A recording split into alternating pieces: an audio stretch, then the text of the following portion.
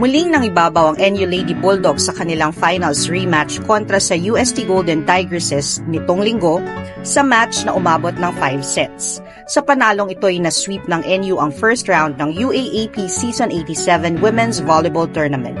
Matatandaang na-sweep rin ng NU ang best of 3 final series laban sa UST noong Season 86. Mula sa dikit na 12-11 na score sa set 4, nagpakawala ang finals MVP ng nakaraang taon na si Alyssa Solomon ng 6 points para makuha ng NU ang 4th set at dalhin ang laban sa set 5. Mula sa 2 points na kalamangan sa 5th set 7-5, lumayo ang Lady Bulldogs sa 3 straight points ni MVP Bella Belen na sinundan ng isang error ni Cassie Carvalho upang makuha ng NU ang 11-5 lead.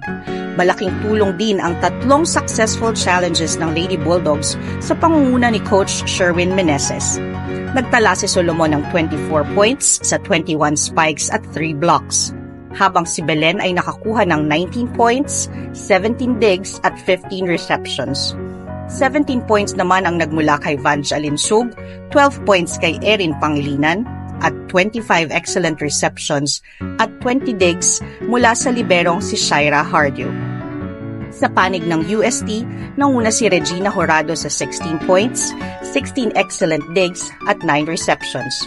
Napigilan ng NU ang top scorer ng UST na si Angge Poyos na nakakuha ng 13 points sa 12 of 56 spiking clip, habang si Cassie Carvalho ay nakagawa ng 27 excellent sets na sinamahan niya ng 10 points sa 7 attacks, 2 blocks at isang ace.